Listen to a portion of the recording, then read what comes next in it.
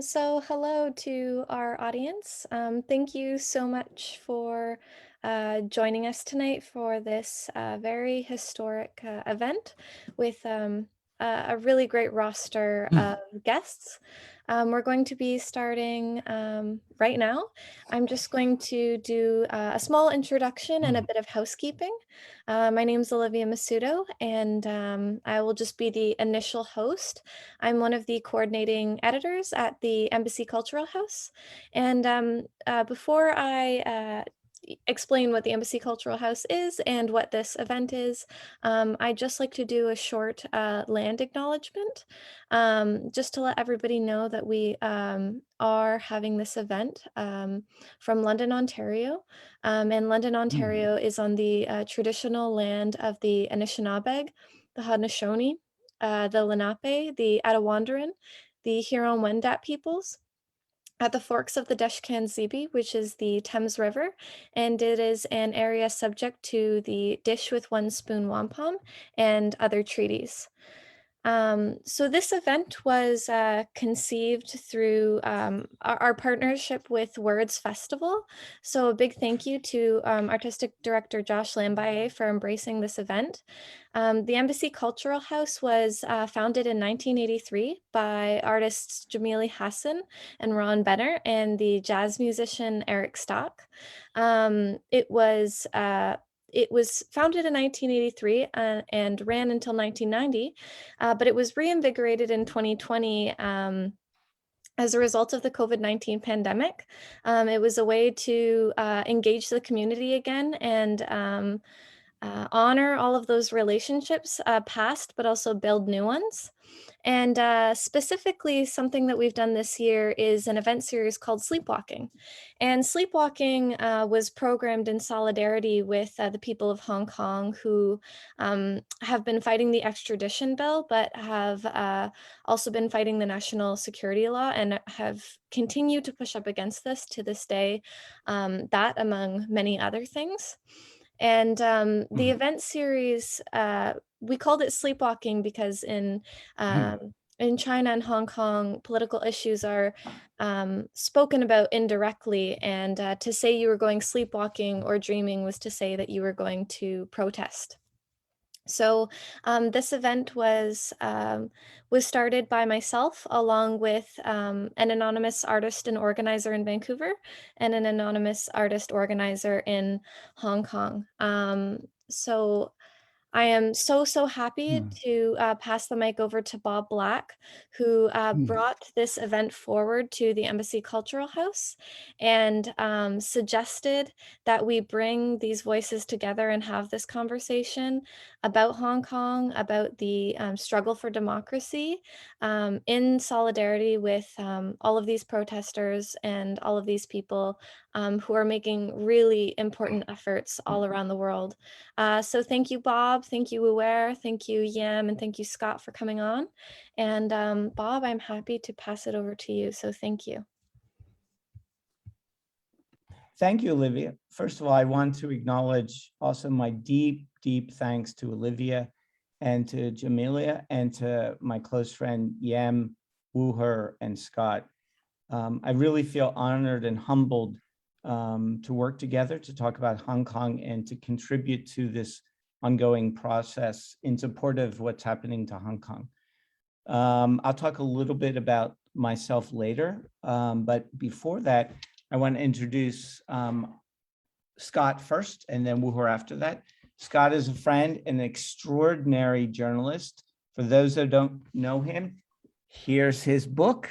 No, I'm not his rep, but there's his extraordinary book called Crashing the Party, which is about his experience in mainland, and he has a deep relationship to Beijing. He was the first foreign journalist who lived there, and he wrote a remarkable book.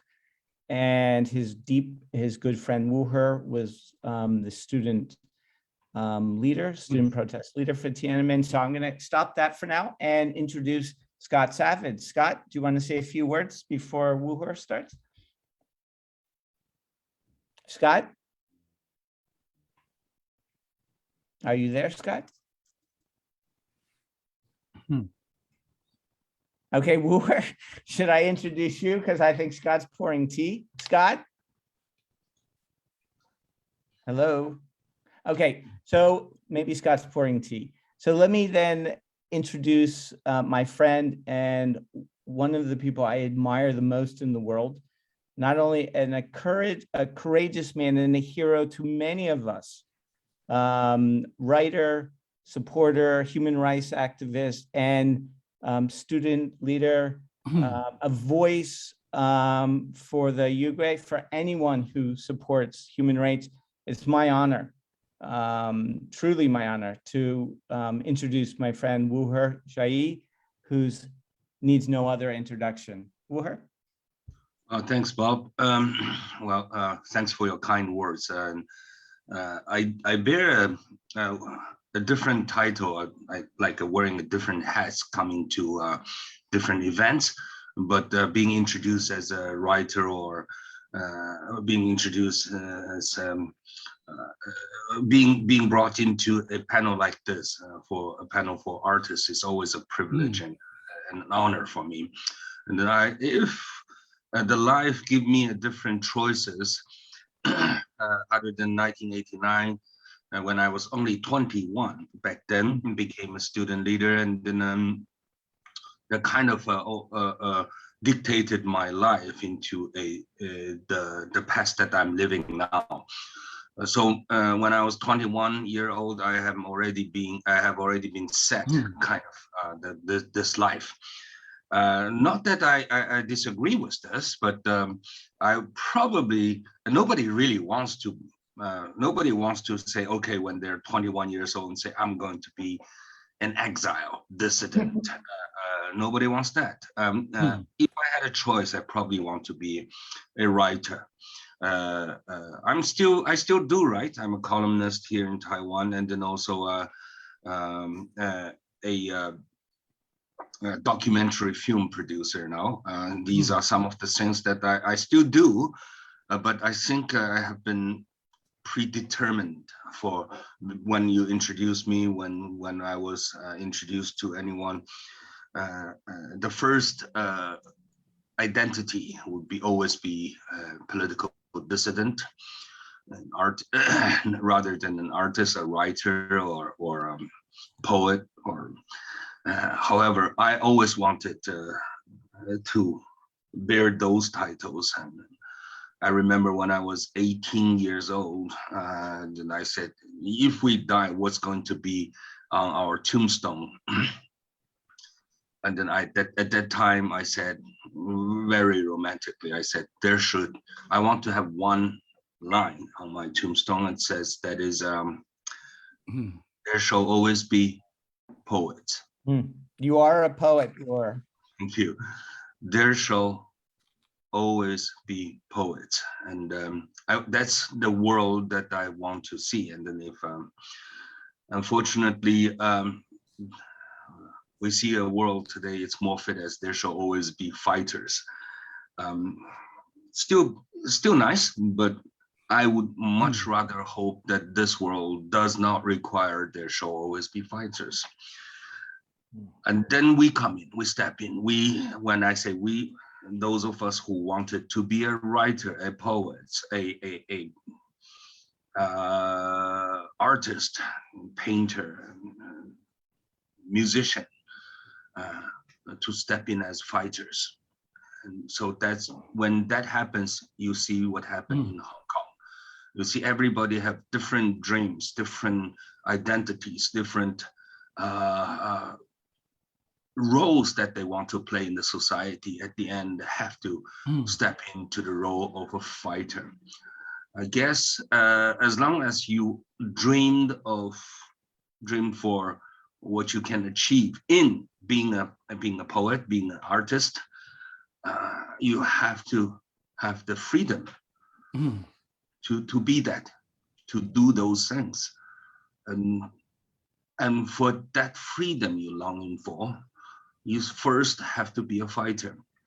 And there are always another choice is to submit, is to surrender. I understand sometimes being a quitter has certain romantic senses in it. But it just will not, when you quit, it will not let you fulfill what you have, what you want from the beginning. In a society, maybe in your heart you still are, but to become an artist, to become a poet, to become a writer, we live in a world, you first have to be a fighter. And in the street of Hong Kong, I saw millions of those fighters. It reminds me of Beijing in 1989, of course. We became fighters. And there shall always be poets. I hope one day we don't have to say there shall always be fighters. Here, here, here, here. Thank you. So that's so beautifully and eloquently expressed. In fact, I was thinking while you were talking, as a poet myself, one of the things we do, and as Scott will know too, as writers, we fight to begin with language, and fighting for language means fighting for the ability to speak for ourselves and for others. It is the nature of what it means to write. A writer never gives up, and particularly for the things that they love. And for all of us, what we love, what we're talking about tonight, Hong Kong, our relationship to Hong Kong as well. So in February, when I see you in February, I'm going to anoint you a poet with a whiskey. So with before I get questions, Scott, are you back? What's Scott doing? Okay, so until Scott gets here, I'm guessing he's still doing dishes, but that's okay. So let me follow up then while we're waiting for Scott. Let me just briefly introduce my friend Yam, who's going to be reading later. Yam also is a dear friend. He's an extraordinary artist and a writer himself, filmmaker, artist, conceptualist, photographer, painter. I could go on and on and on. And he's a very humble person. He's the one that inspired me to get involved with ECH, because he did a project on supporting Hong Kong. Yam is originally from Hong Kong and emigrated to Canada when he was a young boy. And he's the one that introduced me to ECH and his own project that he did in support of Hong Kong this summer. He's going to read a translation of the poem of mine that was just published in Voices and Verses. Those of you who are familiar with Hong Kong literary magazines, it's the preeminent magazine, and the editor and the writers also are supportive of the democracy movement in Hong Kong. But let me just introduce briefly Yam, artist, writer, filmmaker, now translationer, friend extraordinary. Yam, do you want to say just a few words? I know you don't want to talk too much, but about Hong Kong or your life or something? It's okay, Bob. I think everything I want to say about Hong Kong will be delivered in the intonation when I read your poem. Sounds good. Thanks, Okay. Yam. Yeah. Okay, I'm going to give Scott one more chance to see if he's back from doing his dishes. Otherwise, I'm going to ask a couple questions of Wu'er. Scott, are you back? Scott? All right, I'm going to ask Wu'er a question. I'm going to write Scott right now. Wu'er, so one of the things that we've been thinking about regarding to this month about Wordsfest is, and the Sleepwalker project in general, is resiliency. And I know you lived in Hong Kong for a while. I lived in Hong Kong after my childhood in Taipei. Hong Kong is very important to me, emotionally, artistically, and personally. And one of the things that's remarkable about Hong Kong to me is, even though we struggle right now, and Hong Kongers struggle with what's happening in the last 4 years, the resiliency of people in Hong Kong are extraordinary. Can you speak a little bit about your own experience, that, and how you see that facing all the things that are happening with the democracy movement in Hong Kong, the journalists, and your own experience with Hong Kong, about their resiliency and their strength to see through all this madness at the moment? It's for me, right? Yes, for Wu'er, yeah. Yeah, okay. No, I haven't had a chance to live in Hong Kong. Hong Kong is a city next to my heart because it's perhaps the fact that I'm always forbidden to Hong Kong that is one of the reasons. But of course, Hong Kong is the city. Hong Kongers saved me in 1989 after the massacre. I was put on the most wanted list, and I was and looking at the whole map of China, trying to say, if I am to escape from Beijing, where I'm going to be. And then, you know what, the world map in 1989, you look at China, huge country, vast, long borderline. Unfortunately, Hong Kong is the only port that is a port of freedom for Chinese in 1989. For me, I didn't think I could be able to escape, but I did manage with the help of Hong Kong people. So Hong Kong occupies a very, very special place in my heart. After 1989, I managed to get into Hong Kong twice. The first time was still colonial Hong Kong and British Hong Kong, and the second time was 2004. I really wish it was a different circumstances, but I was there to attend the funeral of a very darling friend, Anita Mui, who is also like one of the many Hong Kongers back in 1989, one of the millions, supported the student movement, outspoken very loudly. So Hong Kongers have always have this image in my heart. Before 1989, I think people when think about Hong Kongers will see they're like the classic capitalist, the society of people of Hong Kong is like famous for known for their loving to make money and then indifference to politics. I think 1989 have changed that, at least they changed my understanding of Hong Kong people, that they love freedom just as much as anybody in the world. And then freedom is a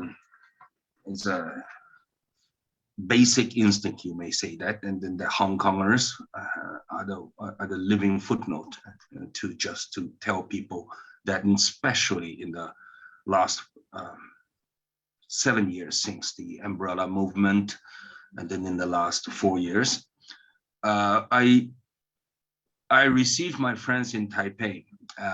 They come to my Hong Kong friends come to Taipei, and we often say, you know, how long are you going to stand in the street? And you know, from my bad experiences, we're worried about Hong Kong. So one thing we want to discuss with our friends, those fighters on the street, have you thought of an exit strategy? That's something like, we want to be helpful, so we want to bring in our experiences and make that something somewhat useful for Hong Kong people. I remember my friends that I receive in a dinner table in Taipei and say, the only exit strategy should be like, we win. It sounded a little dangerous, you know. It's like, wow, you remember you guys told us back in 1989 you should think of a good exit strategy, but only to win. And then our Hong Kong friends at that time says, you know, we understood you now. We understand what we understood, like how in 1989 you thought like winning is the only way out, or like give me freedom or give me death. That has like a very vivid, unfortunately also a bloody footnote for this sentence were given by the 1989 student movement. As much as we worry that's going to repeat in Hong Kong, and then our Hong Kong friends told me that we are ready. We understood you guys in 1989 that winning is the only exit, and we're here too. But that means if we could not win, we may not find an exit. Exactly. Which is a very, very vivid picture for me from my background, from my experiences, and then I'm scared the most. I really don't want that to be the case for Hong Kongers, and very unfortunately, we are seeing just that. Yeah. So it's been many years since the umbrella. It's been 7 years in the when the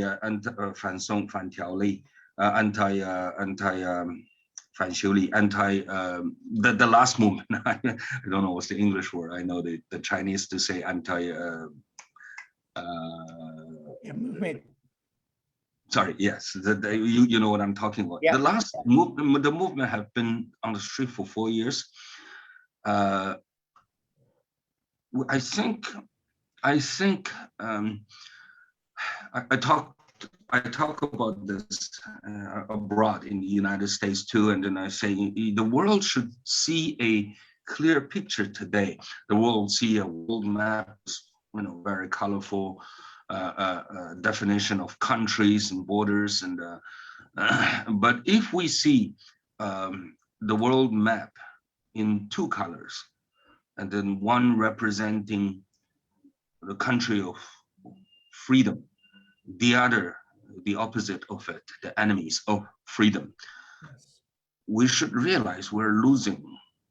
The side on the freedom is losing one city. It's not that different from, let's say, Canadian losing Vancouver, or American losing Los Angeles, or British losing Liverpool.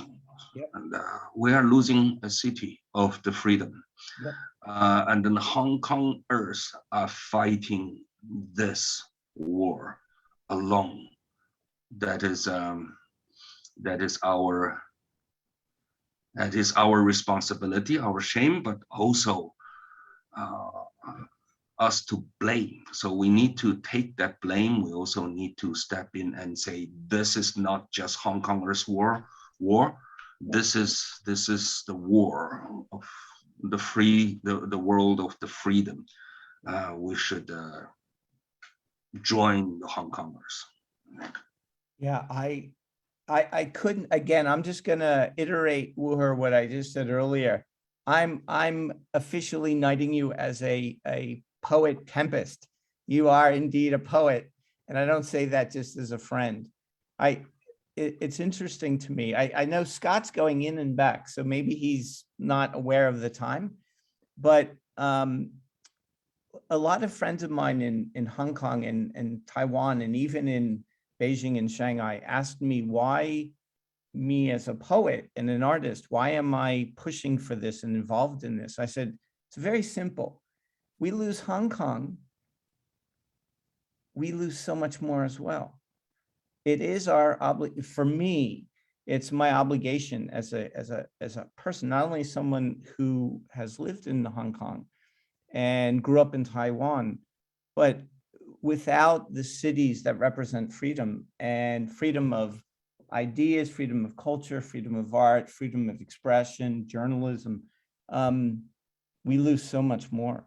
And as a person, forget about the mantle of poet and artist. I am unwilling to lie down and be silent. And I can't say anything more eloquent and beautiful than what Wu'er has just expressed. I do want to say one last thing, which before I try to get Scott back, because I know he's coming in and out. I don't know how much the audience or how many of the audience knows the extraordinary Hong Kong poet Lung Ping Quan, who was a hero of mine, was best friends of one of my closest friends here in Toronto, Halian Ka-sing Lee, who could not join us tonight, who were planning on being here. But PK, besides being the preeminent poet of his generation, around 10 years ago, I asked him, did he ever fear that Hong Kong would be lost to forces of oppression? And he said to me, and this was 10 years ago over dinner, because like anyone from Hong Kong, we love to eat, because the best poetry really is in food and sharing stories. And PK said, no, he would never, he doesn't fear for Hong Kong because of the resiliency. And it breaks my heart to think if PK were still alive today, how he would react. So I agree exactly what Wu'er says. We have to, those of us who are not connected with Hong Kong or what's happening in that part of the world, must understand, like any other city that represent expression and freedom, we must stand in solidarity as people, as artists, as thinkers, as human beings for that. Well, let me try one more time. Scott, are you there? Okay, I'll move on to the next question. That's okay. Wu'er, with all the things that are happening in Hong Kong recently and the spillover in that part of the world with Taiwan as well, I know this is a cliched question, but you're better positioned than most of us on the panel tonight to talk about this. Do you think that what's happening in Hong Kong will continue to deteriorate, as well as what may possibly be antecedent to also happen with the issue between mainland and Taiwan as well? Or do you have faith in what's happening with it, that the robustness and the strength of Hong Kongers, particularly young Hong Kongers, will be able to stand up to what's happening? I know that's a loaded question. For that, I'll buy you a wine when I get there in February. Thank you for the wine. I have faith in people, but also I have faith in the idea that how could this world tolerate the enemy of freedom to prevail? So, and we live in 21st century. One of the main character of this time is the level of people reading much more than, let's say, when I was 20 years old, or maybe my parents were 20 years old. Just we step into a century of literature. It doesn't have to be poems, doesn't have to be novels. Just the time you spend maybe on reading other people's posts on Twitter or Facebook.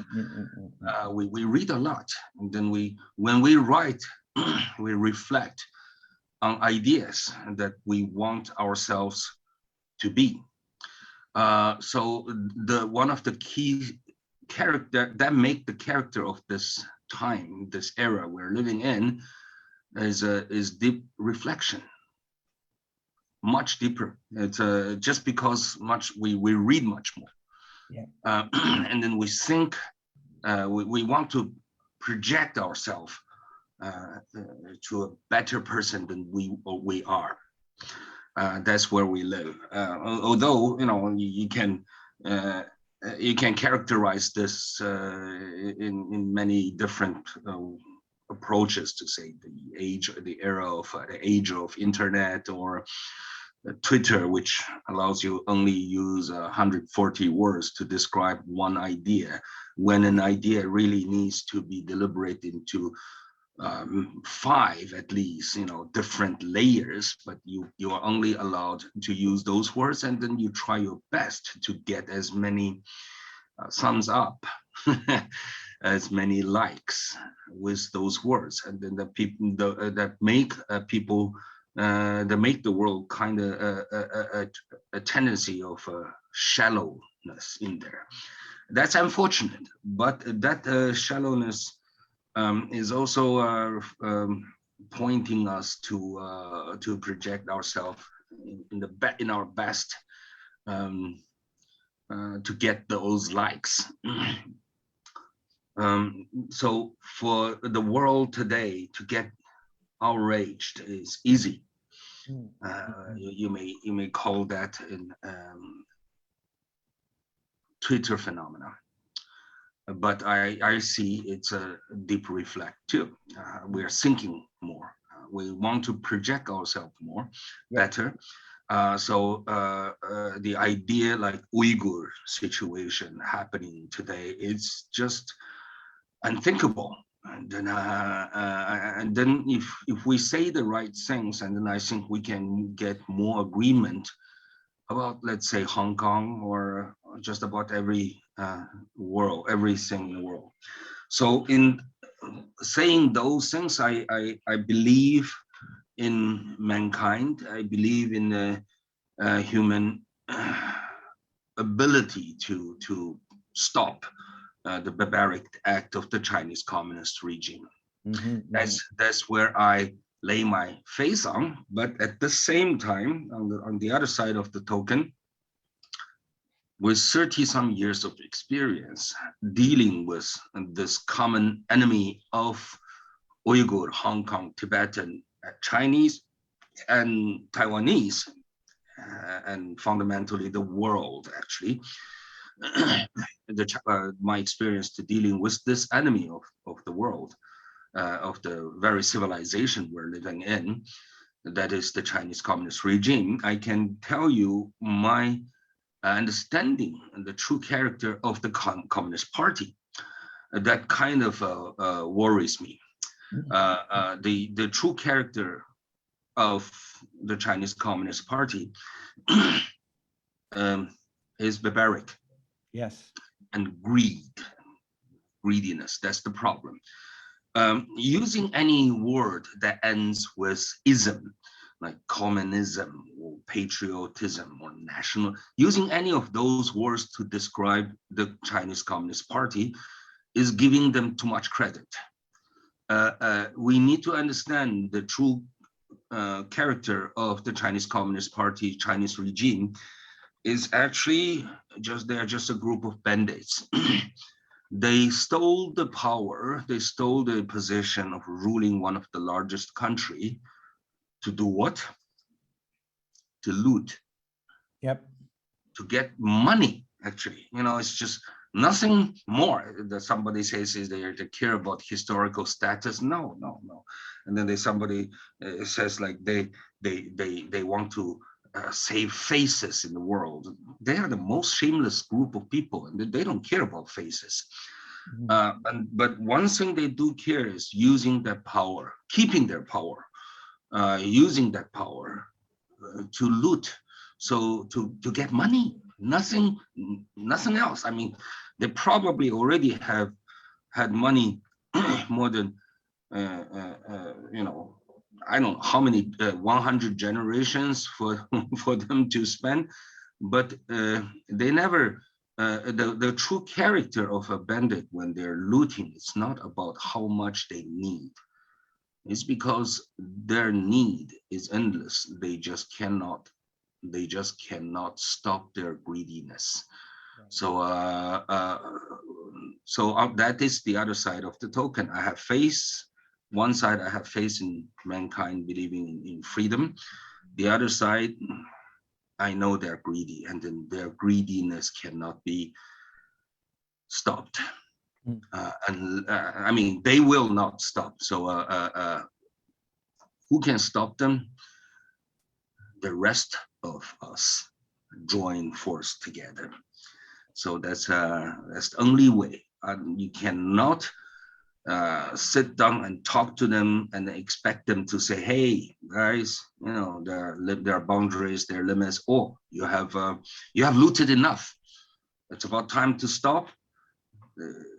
The true bandit can never believe in looted enough. So that's the dark side of the token, and unfortunately, that's where we are.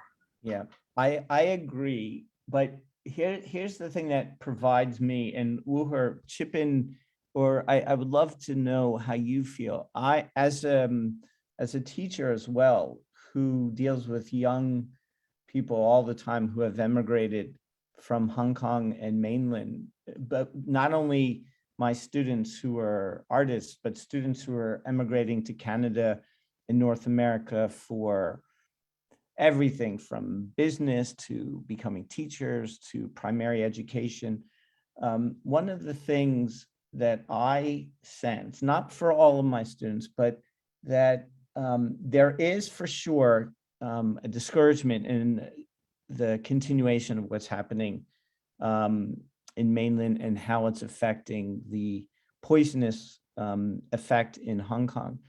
However, and you probably can speak better than all of us, because once you were that handsome, still handsome, young 20-year-old in those pictures Olivia showed earlier in Beijing, in Tiananmen Square.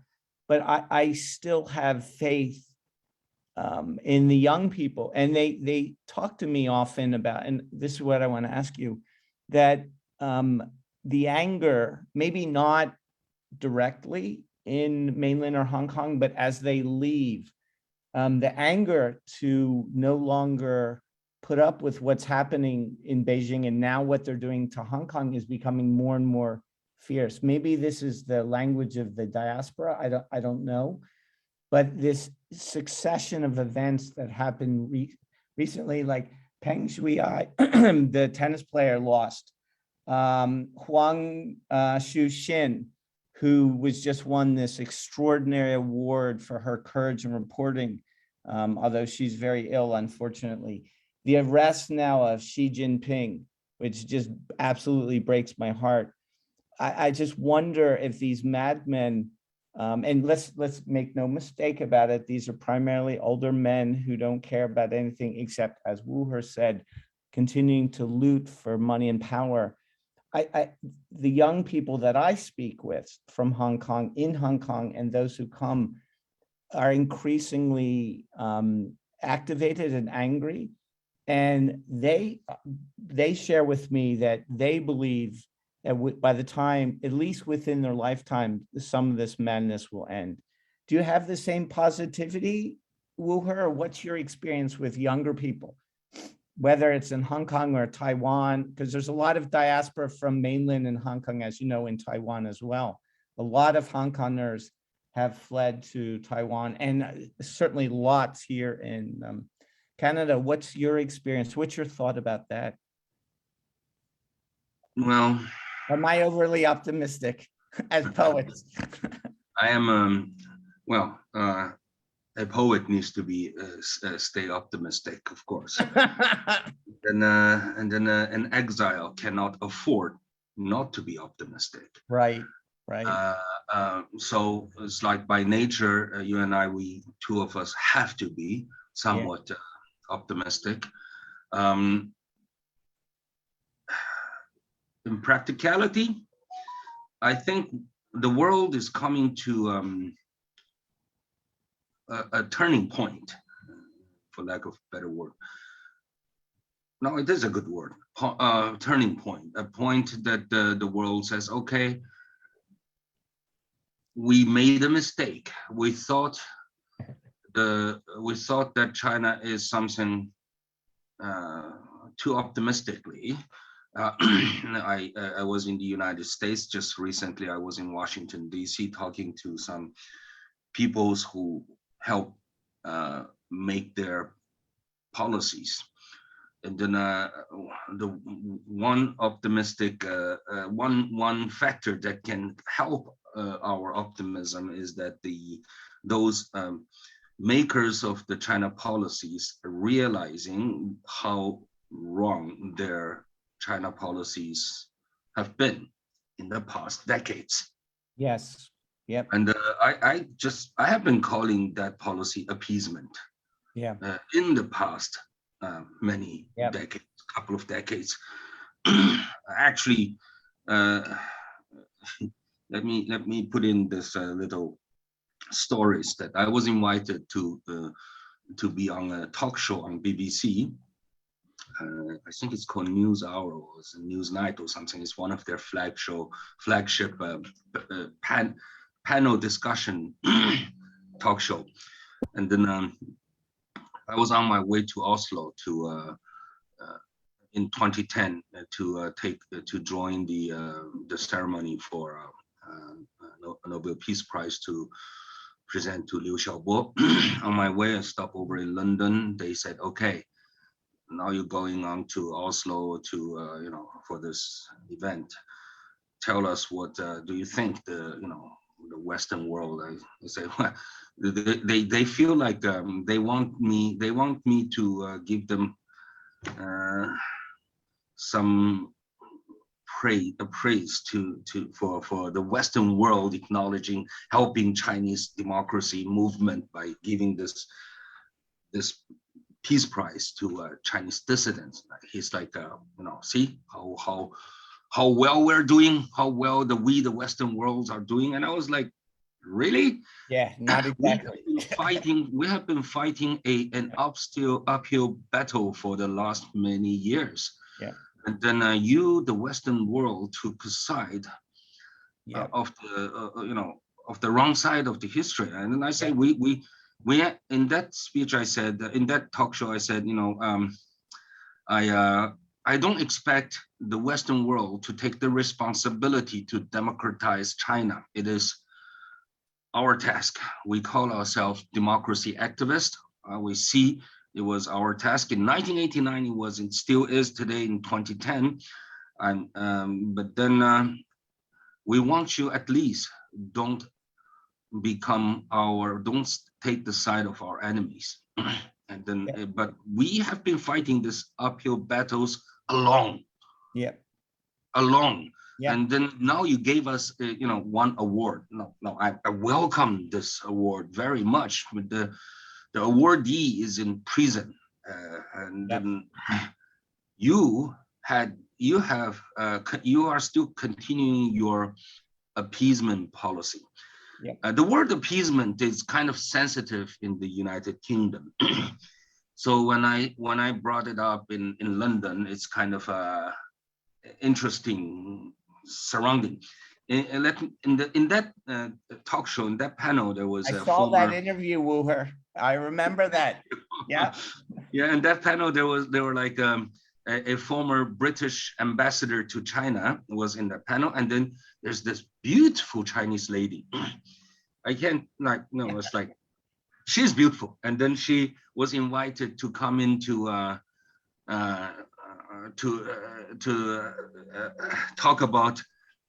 talk from the Chinese side, sort of speaking. And she is one of the pro-Beijing academician in studying in the I think Oxford University or somewhere. Yeah. Yeah. And then so it was their host and me, and then the former British diplomat, and then this beautiful Chinese lady. And then I said, you have been conducting this appeasement policy. Immediately, the British former ambassador, the diplomats, gave me a very long no. It's like, no, you cannot use the word appeasement. You cannot compare Beijing to Hitler. It's like in the conversation, the first person mentioned Hitler lost the debate, but then. At that moment, the host is like, no, really, can we not say where our policy is appeasement? And they said, no. And then at this point, that beautiful lady said something amazingly. And she says, the worlds need to learn how to deal with a rising power. Yep, that's the standard thing they always, yep. She just defended Hitler. Yeah, exactly. She just defended Hitler in 1930s. And then that is a perfect footnote for my argument that you are conducting an appeasement policy. So okay, that's a little story that I brought in. But then I have been keep saying appeasement, and pointing my finger to the West, and especially to the United States. And then I say, in 1989, a senior Bush president, and at that time, decided to cut a slack to Beijing, and then that end us where we are today. We have the 30-some years of appeasement policy, 40-some years of appeasement policy have nurtured and this monster. And then this monster is becoming the direct threat to the very civilization we're living in. And I have been repeating these messages to no avail, but I think until recently, in the last few years, especially last 2 years, I would say, I am getting some responses from my audiences, especially American. They are leading the Western camp, and they are responsible. They are to be blamed for this appeasement policy. Now they are taking the hit the most too. So they come around and say, "Wow, what did we do, and what have we done, and then what can we do? How did we end up seeing what we're seeing in Hong Kong? How did we helped to see what we're seeing to Uyghur people? How the world in 21st century stand not moved with over 150 self-immolated Tibetans."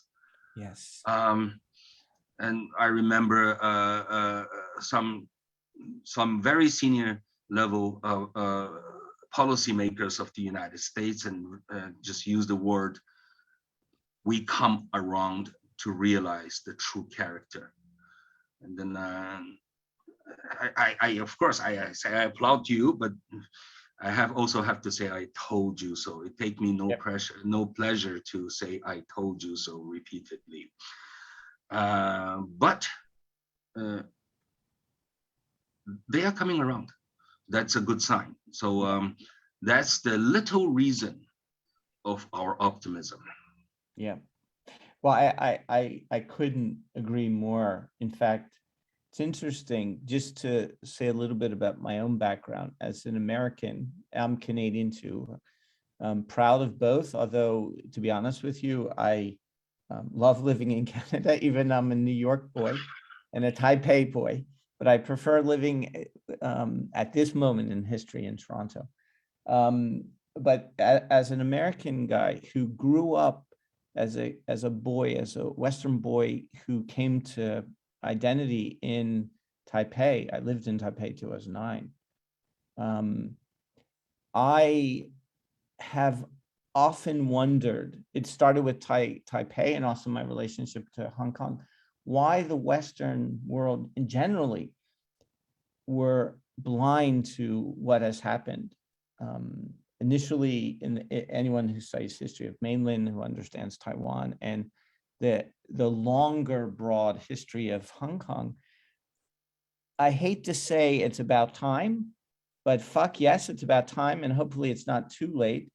A lot of people have paid the price, unfortunately, and maybe the turn of events in the last couple of years, although make no mistake about it, things are profoundly difficult and problematic and painful, what's happening in Hong Kong, as well as other parts of mainland, like Wu'er said about the Uyghurs and the Tibetans. But since this conversation tonight is about Hong Kong, it's no easy road right now, what's happening in Hong Kong. Heroes of mine, Joshua and everyone else, are paying steep, profound prices for the thing that we in the West take for granted, the ability to write freely and speak freely and vote freely and have families freely and marry whomever we want and to eat freely and to convene. I hope that the great pain that's happened in the last couple of years, particularly in events lately, that the West understands that this appeasement, whether it's a financial appeasement, because lots of people profited hugely by the growth of mainland, as well as in Hong Kong, or maybe it's fear. I don't really know, but it's time that we understand that individual lives and lives in general are infinitely more important than our ledger sheets, because there's no ledger sheet for people's lives. And maybe that's still where the bandits, as Wu'er so eloquently put, have pushed, their greed has pushed too much, so that maybe now, after how many years, the West kind of finally understands that the appeasement ends in not success or support for others, but ends up in pain and loss and bloodshed. And but my heart still is with the young, and that there will be success with time. I think Scott is back. Scott, I'm gonna write him a long email. Well, maybe I don't. I'm here. Oh, you're there. Yeah. I just can't turn on the video. Not sure why. Okay, well, Olivia, let me just say this, because we missed Scott the whole time, so I'm gonna just turn it over to him for now. This is Mr. Savitt's book that we've been talking about. Scott is preeminent journalist. I'm gonna leave it at that so Scott can weigh in his thoughts on Hong Kong, his experience, and I'll just shut my mouth now. Welcome, Scott. Thank you. I'm turning it over to you. I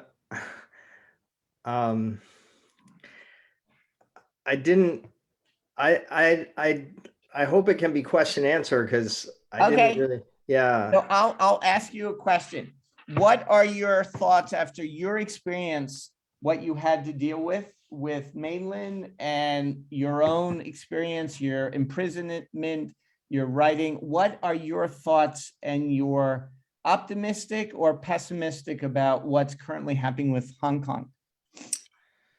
Well, I lived in Hong Kong as well. Yep, I know you did. Yep. Yeah, and so I keep in touch with friends in Hong Kong every day, and I guess being on a panel even with Wu'er Kaixi is even though I lived in Beijing and Hong Kong for more than 20 years, it's still their country, and I was just privileged, cursed and blessed, you could say, to be a witness to it and to bear witness to it. But I've really I've been doing intensive trauma therapy, to be quite honest, and I'm still messed up from Tiananmen, and still half there. People say, "Oh, come on, move on with your life," but I just feel like we saw the enemy, and I can't rest easy until there's democracy in China. So sorry, go ahead. I was going to say, I know this is putting on you a spot, Scott, but do you see overall, not right now in Hong Kong or mainland, but do you have faith that the CCP and everything that's happening in mainland as well as Hong Kong has gone so extreme that eventually that the people, and particularly the young, have gotten to the point where they will stand up, or including the diaspora, and fight, or no Yeah. rest as well? Are you positive? Yeah, I am. I do Optimistic. believe that that's going to happen. Actually, you know, when people would say, "Oh, look, they've kept their hands off Hong Kong," I would just shake my head and say, "You don't understand." Yeah. And so I can't say that I predicted this terrible outcome, just like in 1989, but it doesn't surprise me one bit. And the two systems are incompatible. And so I feel like after doing this work for 40 years, that history may not repeat itself, but it definitely rhymes. And so I think Xi Jinping has set himself up. What I say to people is not today or tomorrow, but the guy's 70 next year, and within the next 20 years, um, you're going to see some big changes. I believe it will be very difficult for the system as it now stands to.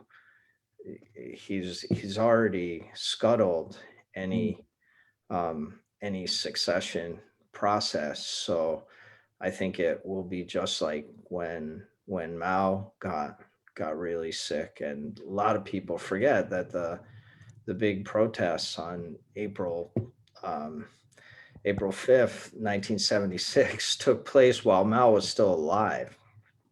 True, It was true. after Zhou Enlai's death, but Mao didn't die until October. So yeah, I think there will be a big backlash to what's going on now. Good. I agree. Wu'er, Scott, if you don't mind, I'm going to turn it over a little bit to Olivia to see if the audience has any questions for either one of you or me. I'd rather have you guys ask Wu'er and Scott, but. So if anyone is in the, would like to ask Wu'er or Scott anything, they're here to answer any questions you may have. Is everyone nervous? Shy? I'll keep an eye on the chat. I think you could carry on asking Scott questions, Okay. and I also have a question that I could pose to all three of you. Go ahead, Olivia. And I think one thing for me that really stood out throughout the protests and what was happening in 2019, and I believe maybe it was even a little bit earlier, is the disappearances of the Causeway Bay booksellers. Yeah. And I think, you know, this being a literary and creative arts festival, you know, there might have been some questions as to how these you know, this intensely political topic would relate. And I think I just wanted to ask each of you how this how writing figures into your activism, and because literature and words are not arbitrary, and I think especially in the case of the Causeway Bay booksellers, we see that. Yep. And it's that's something that everybody knows about, and it's a place people visit as a sort of as a reminder. Yep. So yeah, I'll hand it over to you. Wu'er, Scott, I can answer that last. Wu'er, Scott, you want to jump in with that question? You can go ahead. Okay. So because I am literally daily talking with writers and editors in Hong Kong, both who are very outspoken and not so much outspoken in their support. It's huge. In fact, one of the things, I promised I wouldn't mention any names for some of my friends in Hong Kong, some of whom are significant editors and writers in Hong Kong, but a few of them are already making plans.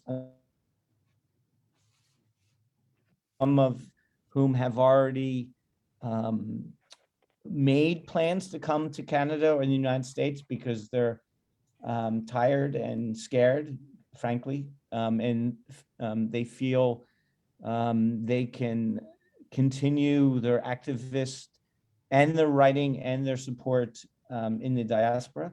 Some of my friends who are deciding to remain in Hong Kong, including well-known poets and editors in literary magazines, are staying, but it's increasingly difficult and heartbreaking for them.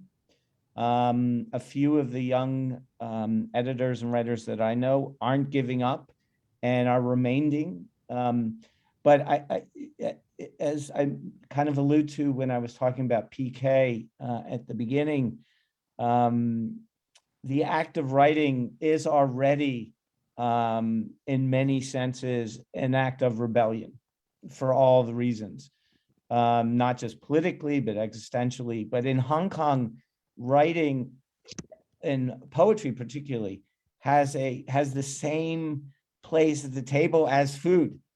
Hong Kong is a city of food and life and poetry in all walks. And so I don't think there's a single poet, whether it's avert or not, who doesn't see their writing and their photography or art as activist statement as well. That may not be the essence of it, but it's part of it. It is why personally I chose to publish recently the 2 poems in Voices in Verse as a sign of support. So that's what I'll say about that question. Wu'er, Scott, do you want to say anything to that? I guess I'll add the other panelists know the history is Hong Kong was the place where everything could be published. And so I used to go back to Beijing with suitcases full of books and magazines from Hong Kong. People in Beijing would fight over and pass from hand to hand. And now that's been shut off, it makes the exile community even more important, and Taiwan as well, of course. So one of the chat, someone just put a question to the chat about Chinese families being torn apart by support or opposition to the Communist Party. And the answer that I gave is just to keep trying to communicate, because you may feel like you're the only person having this conversation, but in some ways, everyone in the world who cares about human rights is having this conversation. There, I see Wu'er Kaixi is just came on my screen. Wu'er, do you see that question in the chat by Angela? Yes. You probably can imagine that I face this question almost every day. I face communist supporters challenging me every day too. But then it's kind of funny. They challenge me on Twitter and Facebook, which is illegal for them to get access from China. So, you know, if you are genuine about these questions, and we say, you know, Fanqiang, climb over the wall, to ask this question, you know, I climb over the wall to ask you why you're challenging the regime that I support. It's like, then my question will just simply turn around and say, why do you have to climb over the wall? That's because of your regime that you're supporting put that wall there. So there are different ways to communicate with them. And then we also know that powerless, it's a very difficult emotion for human to deal with. Nobody really know how to cope with their own powerlessness. So when you feel powerless, what do? I remember in 1989, the whole city of Beijing stood up, took the street of, and then stood behind us. And then after the martial law, after the massacre, after martial law, before the massacre, the Beijingers set up all the barricades for troops to move in. But after they opened fire, and then the city of Beijing changed. It became, you can see the people decided just simply not to talk about 1989. So they have to basically numb themselves. Why? Feeling powerless is not that easy. Dealing with one's own powerless is not that easy. The people tend to convince themselves that it is not powerless, but rather, the enemy is not there. That's if they can convince that, the life is slightly easier to cope with the oppressor. Once we know that, we need to know that we need to tell them one message. That is one message I have been repeating in the last 2-3 decades, that fearless is a valid option. You probably don't see that. It's just, it's a simple message, but it is actually a valid option. It makes you feel more powerful. Don't be afraid. Don't just, tyranny is afraid the most of our being not afraid. Right. So yeah, 暴政最怕，我不怕。That's one thing that I have been saying to our Chinese friend, and then for them, once you can get this message across, they can immediately understood Hong Kongers. So fearless is a valid option, but you need to understand the people. Like you really need to understand when you communicate with them. Let me also use Taiwan as an example. My first visit to Taiwan was 1990, and in 1990, Taiwan has already lifted the martial law, but it was in the very beginning of the era of a true free society. So at that time, people are still like, should we really talk about politics? Is there really a need to have a political debate? And then challengers of the regime at that time still seem to be a group of very dangerous people because they have to interrupt. When they're challenging the regime, they have to interrupt the so-called social orders. But then that was 1990, and just about 2 years later, I came back in 1992 to Taiwan. At the time I was living in US, came back to Taiwan, and Taipei was having its mayoral election, and you can see the people have changed so much.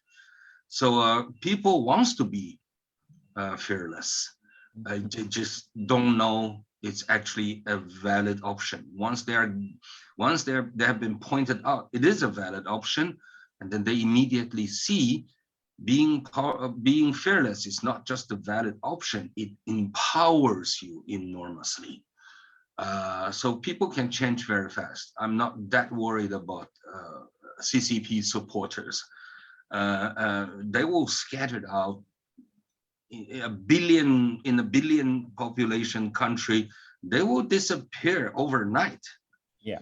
One day when the Chinese Communist Party collapsed. So I just want to add one thing. So this is why Kaixi, that's, it's his country that he hasn't been able to return to now for 32 years. So yeah. What I'd like to add is when he was forced into exile after the massacre, I stayed in Beijing. I stayed for another 10 years, 11 years, and started in an independent newspaper with the People's Daily. So, you know, this is my first opportunity to say to him, many people in Beijing stayed fearless. Many, many, many. I mean, I was surrounded by them. Basically, starting with Cui Jian, you know, is nobody wants to fight, you know, like he says, we know which is the rock and which is the egg, but nobody surrendered. And everyone that I know, we're getting a little older now, of course, but everyone remembers 1989. And once you've experienced that, then you know that it's just below the surface. And the next time there's a real opportunity, you know, the lesson of 1989 is if you have a revolution, you have to succeed. You have to succeed, or else you will have this another 30 years of what we've been through now. So no one is going to do it prematurely, but there are so many people, more every day, who believe that the way that Xi Jinping and the party are running things is just running China into the ground. And thank you, Scott. It's good to hear. It's always what I believed, but I am really happy to hear it from you. Yes. And then I see people asking more questions. Yes. So I'm actually, there's another Q&A. There's two Q&A questions from an anonymous attendee. So I know we have a lot of questions, but I think I'll just ask one from the anonymous attendee, as I assume it might be somebody overseas tuning in. There's two questions. Both are really good. I'll pose the first one since that came in first. So for Wu'er and Scott, can you elaborate? Oh, sorry, for Wu'er and Scott, when you encourage or support others as part of sharing your experiences, are you comfortable sharing the psychological impact as well? And are there discussions around resiliency in staying the course and continuing on this path? Oh, absolutely. Anything we can do to share. But for my personal experience, let's say, it goes from, it's right after the massacre. I think the only word to describe my state at that time was extreme anger, of course. And then also, I think it's fair to say we were young and traumatized. Staying angry is also it's a challenge that you have to stay angry, but without being like agitated by that anger. I'm turning that anger into a healthy emotion. I was just asked the other day in a different interview about my exile, my leaving Hong Kong, and then I told the interviewer about the 3 moments that that had an impact in my life. The first time was about this question on my leaving China. The first moment is when I stepped into the water and started my exile, and then I turned my head back and look at the landscape, and then ask my question. Okay, this is going to, I don't know how long this is going to be before I see this landscape again, the landscape of China. So I step into the water and swim into the boat, swim toward the boat, and then started my exile life some 32 years ago. About a little over a year later, then I talked about my second moment, that is in Taiwan. I arrived in Taiwan. They took me around, and then one point they took me to was a outpost, small island of right next to China that belongs to Taiwan. It's in a low tide. The water is about 1 kilometer away from China, and then there is a it's a military outpost, and therefore there is a bunker, and then there's those binoculars, like you can look into China. And then I looked, and then I was quite emotional at that time, looking at China that I have left for about a year at that time. Well, I remember I was crying, feeling sad and homesick.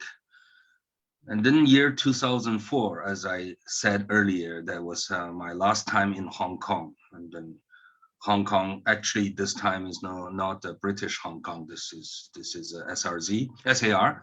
And then a good friend of mine took me to Lomajou, took me to the border to China. And then there is the border is actually a border. There is a fence separating Hong Kong and China.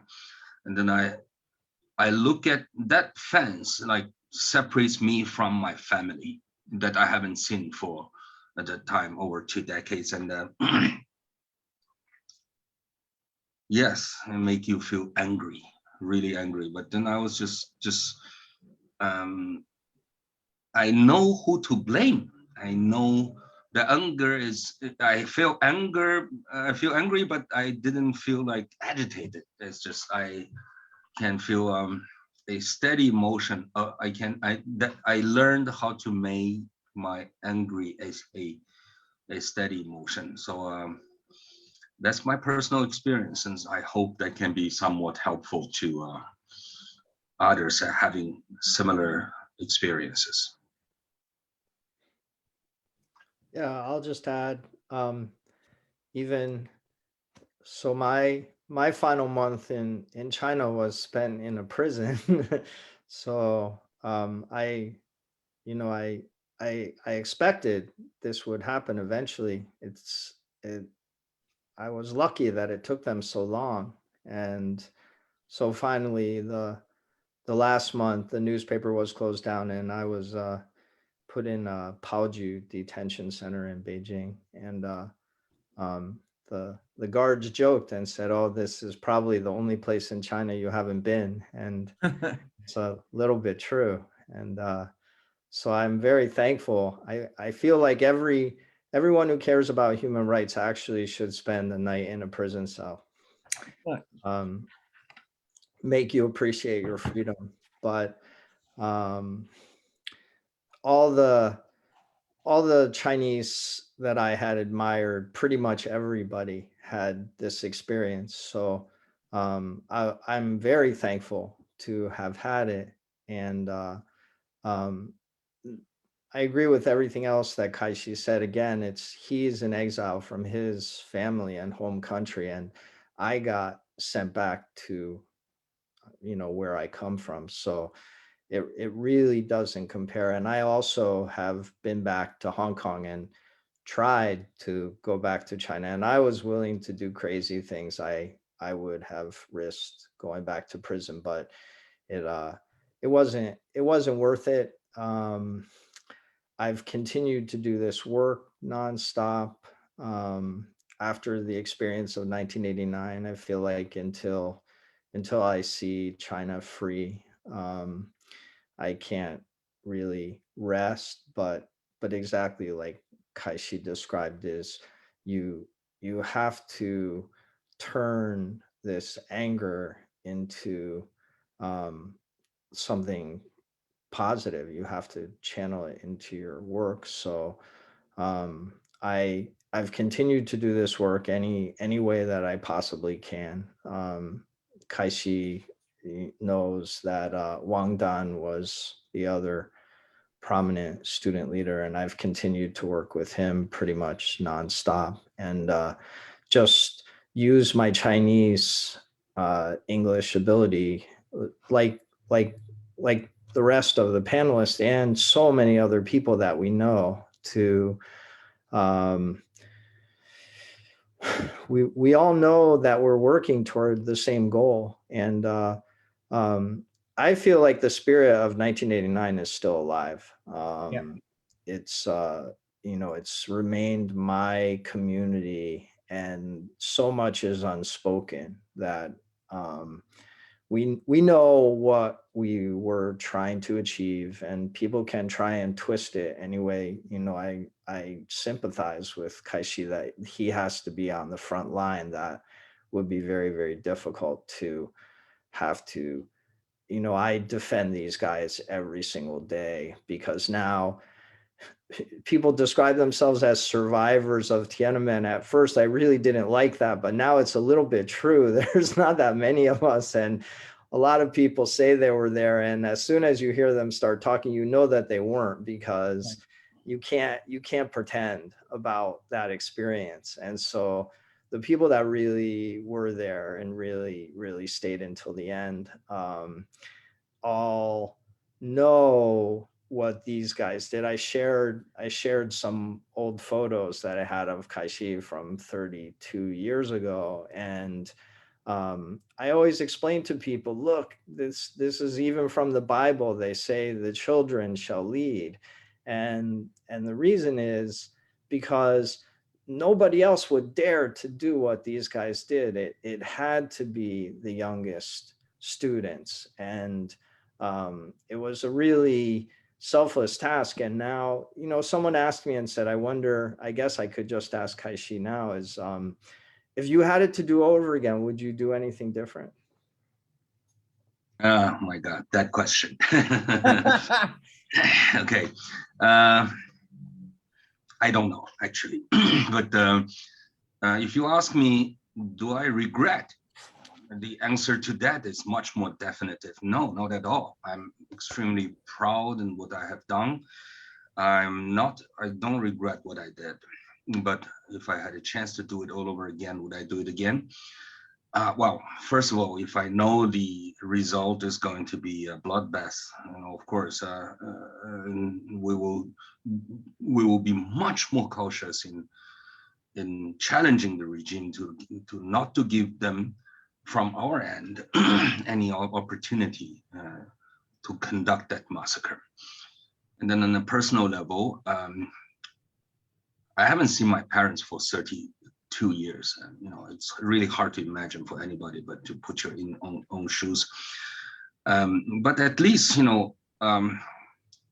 it's dead wrong for separating me from my family. But I see the logic behind it. It's okay, you did this is the punishment.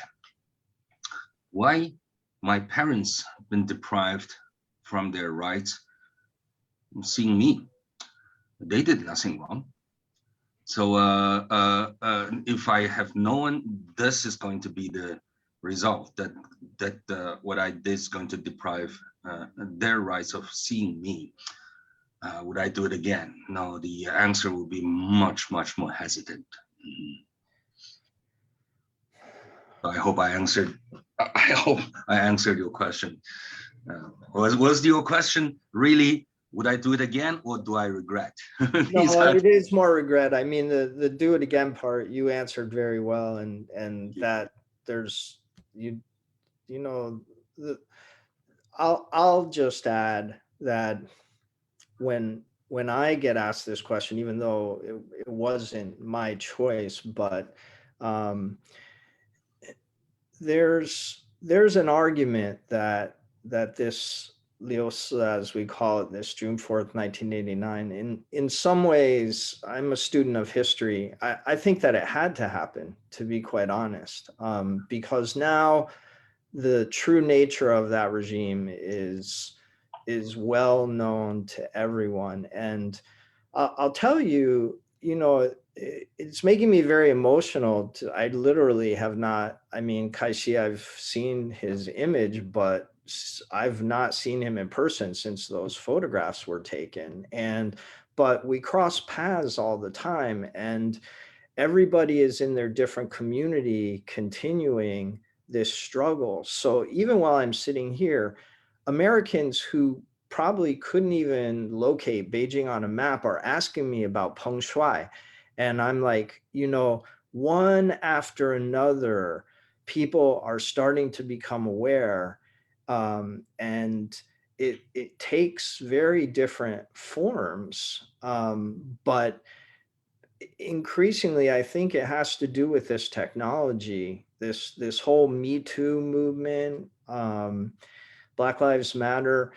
There are ways that when these things come into contact with the way that the Communist Party runs China, people are really waking up to the true nature of that regime. And these are these giant tectonic forces at work. It's anybody I've worked with, I've told for 32 years now, I said, China will just become more and more prominent, and it will, I could pick up the newspaper right now and there won't be a single story that doesn't have a China, a US China. I mean, I'm US centric, but a China element to it. And so in that sense, it's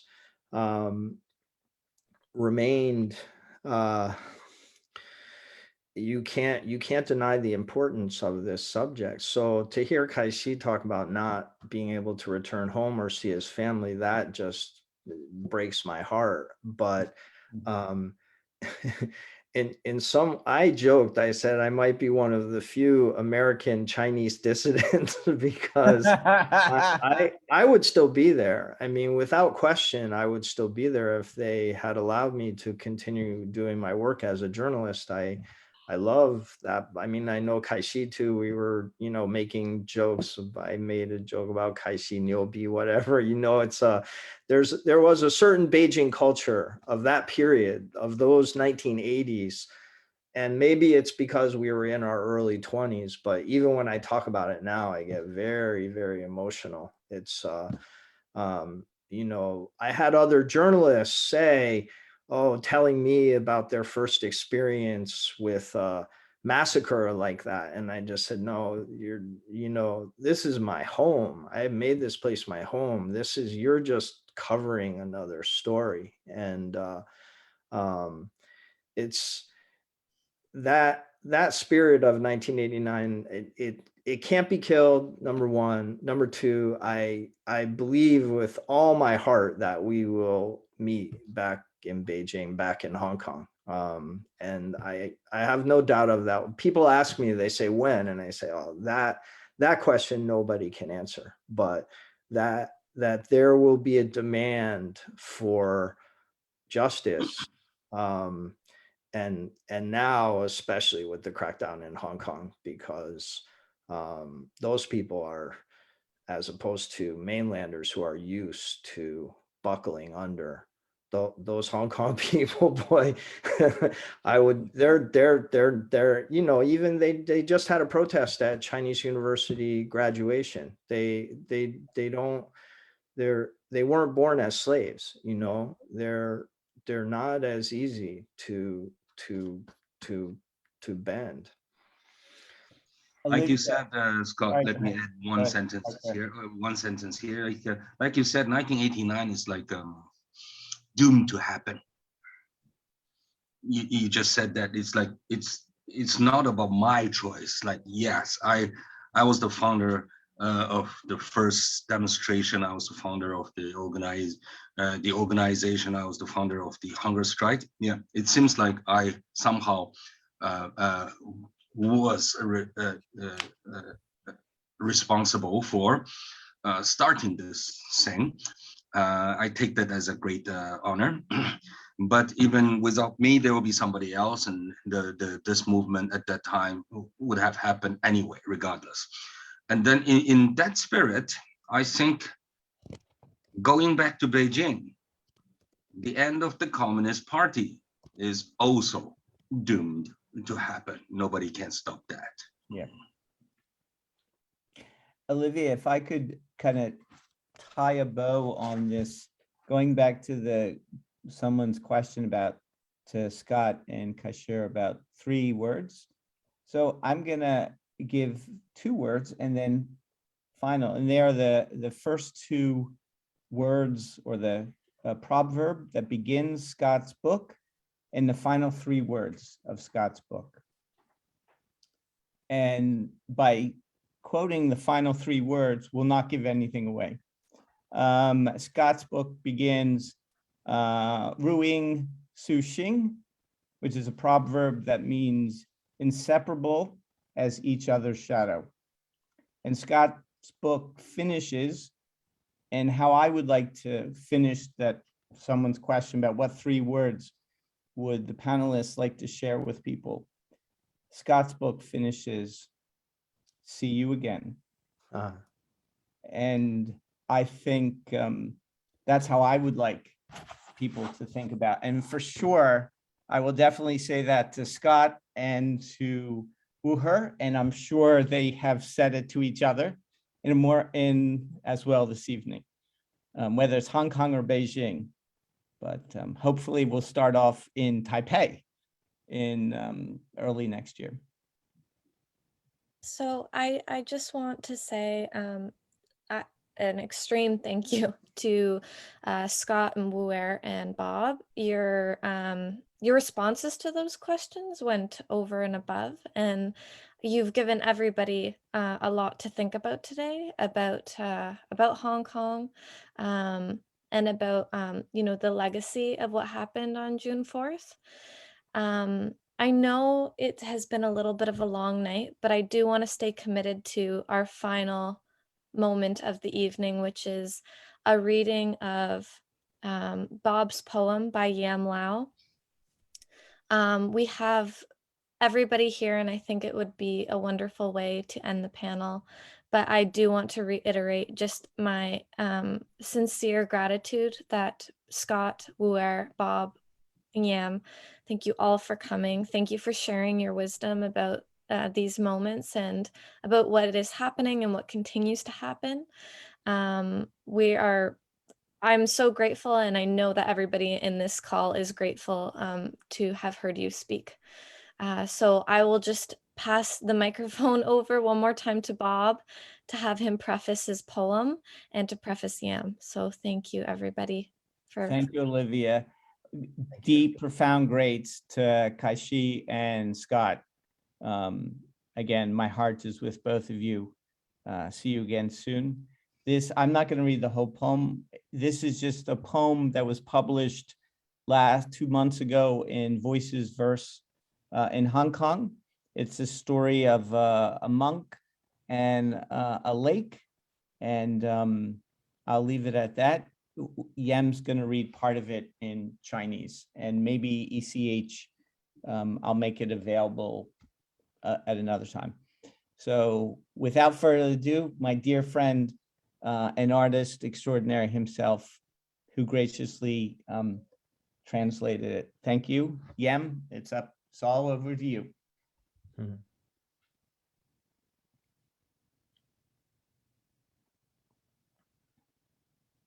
Bob, I thought you were going to read the poem in English first. Okay, it's up to Olivia. Do you want me to read the whole thing? I think it would be meaningful for the audience. I agree. Okay, if I wasn't sure. I will just follow with the Chinese. I will perfect. read 2 sections of the Chinese. Yeah, perfect. Yeah, I wasn't sure if they wanted me to read the whole thing. Okay, so this poem is called A Monk by Lake. And it starts off with 2 epigraphs, one by Calvino. It is within you that the ghosts acquire voices. And by Petty Smith, never let go of that fiery sadness called desire. And it's in a couple parts. Part 1. Life has its own appetite and desire. I rose to greet him from the singing of his voice, awakened as I pirouetted skyward through the cool green water, ascending to the moon's light, licking my surface like a wavering tongue. I saw, and I saw, and I saw, ink upon the shy sky and shadows, spring lightning, the night as a torch forward, the scent of plum blossoming the spread like ink with your tender fingers, as you prearranged wife once whispered into your ear, command or supplication. As the night sheltered you, that night you left the palace for this monastery, hiding upon my wet shoulders. You leapt from the reaches of royalty, the songs of monastic silence.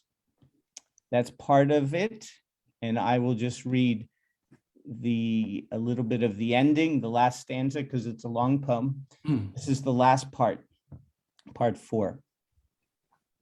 And this also is for Yam, for my friend Yen, and for 2 of my friends in Hong Kong. Part 4. So here you are, an old monk who has spent his entire life sitting and meditating and loving, overlooking my watery body, my flourishing song, my slanted mouth, my forest eyes. Every day until today, the day of your death, as you too leapt from the bridge. And I waited for you. My arms spread wide, my prince, my monk, my locked box. In my hope damp bosom, we finally held one another. Did it need to come all this? The lacuna stepped inside. We are pictures rendered incomplete. We reach to grasp the shadow of our lives, but the shadow retreats into the lines of the distance. Is this is this the lesson of love? Inseparable as each other's shadows, we carve light from shadow, husk of time from skin and bone, and draw circles out of incurable lines. Arise. Thanks, Bob. That's great. Just want to say a few words, Bob. The birth, the origin of the poem was the aftermath of the what happened in Hong Kong, and also in the depth of the pandemic. So even the poem doesn't address these issues directly, it certainly channeled the sentiment and energy of the time. Yeah. Yes. I have to say that we talk about resilience, and resilience comes in all forms. There is the confrontation on the street. There is also, there is the open forum of journalism.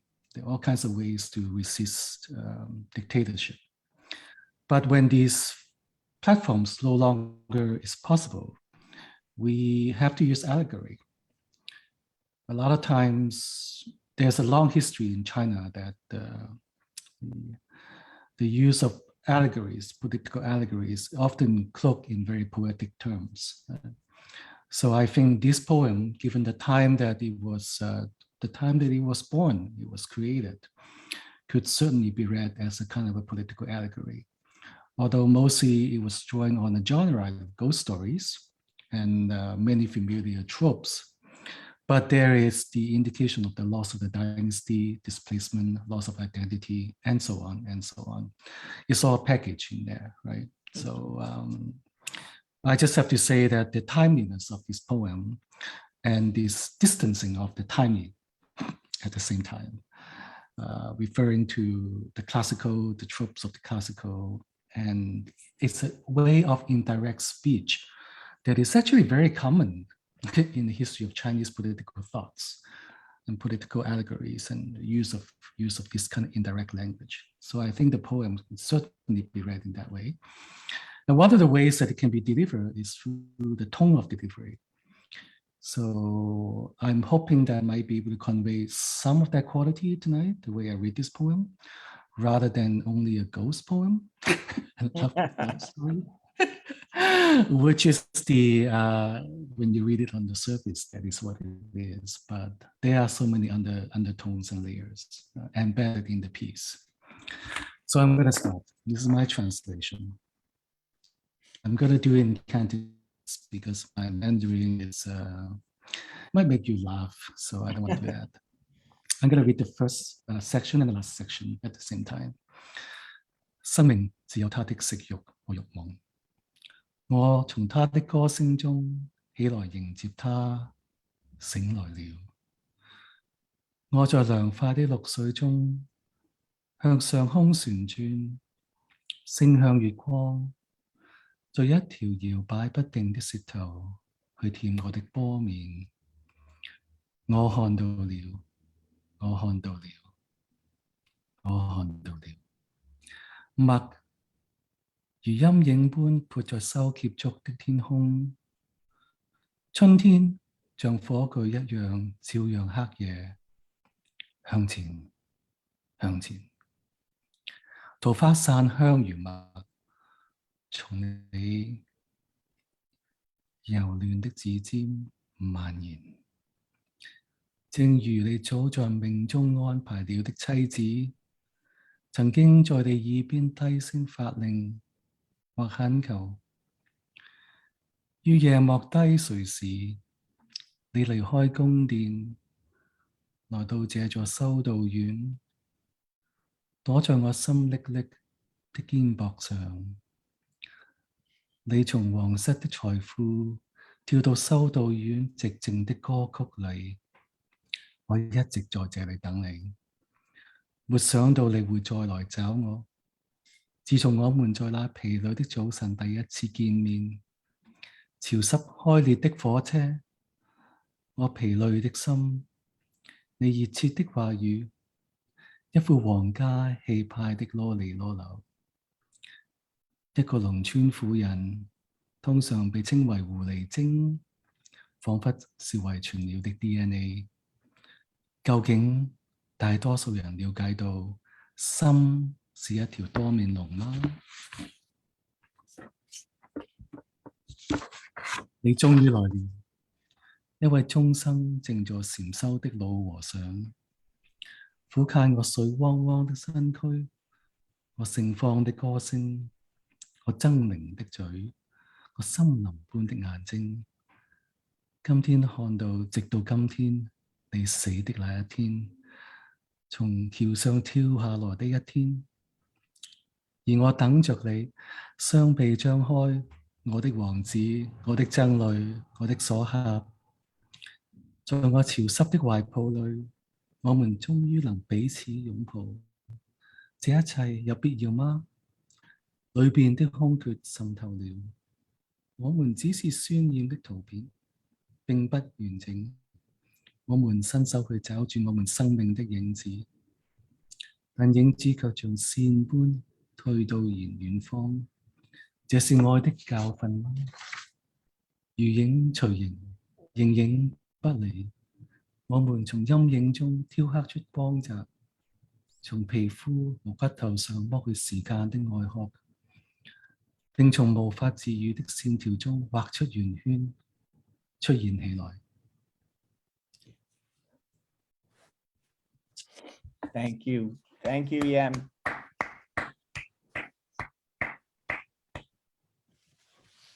Thank you so much, Yam. Thank you, Bob. Thank you, Scott. Thank you, Wu'er. I think that is an extremely beautiful way to end the night. I think all of us will cherish this call and this event, and I know we'll all be thinking of Hong Kong. We'll all be thinking of everybody who's over there, everybody who is spread out and still fighting for this cause. So thank you. And this, for those who aren't here and for those who want to share with their friends, this will be available online after. Bob's poem will also be available along with part of Yam's translation. So this will be something we can share with others. But thank you all. And I'll stay here as people trickle out, and I'm sure the guests will too. So we'll just have a great night otherwise. Thank you, everyone. Thank you. Thank Thank you Olivia. all. Scott and Wu'er, see you in February. Thank you very much. I'm looking forward. I just, may I Yeah. add something? I just got a graphic novel. It's to Tiananmen Square. Yeah. Yeah. It's a really Uh, good book. Really yeah. good book. And one of our panelists, where is here? May I show his graphic face? Yes. Yeah. He's on the page. He's here. I'm sorry It for doesn't that. look like you, but it looked like you in the photo that's shown earlier. Yes, so for those who don't know, thank you for sharing, Yam. There is a new graphic novel that was just released about what happened on June 4th, and Wu'er is spotlighted at the beginning of the book. There's a biography, and it is a very good graphic novel. So, Yeah. you know, for those who need pictures, it's a really lovely it's a really lovely book. Thank you, thank you, thank you, thank you. All And- right. Thank you, Olivia. Okay, Thank good you, night all. everyone. Thank you, guys. Yeah, and I think we can call it. We have people sticking around, but I guess we'll have to close the doors at some point. So thank you, everyone, and I hope you all have a great night. And Wu'er, I hope you have a great day since you have the rest of the day ahead of you. Thank you very much. Now you can start drinking. Yeah. I mean, Yeah, you can have, yeah, you can I'll bring join you with tea. Bob in Right, okay, was looking February. Yeah, looking forward. All right. okay, great. Yeah, Bye-bye. bye. Bye, everyone. Bye. Bye.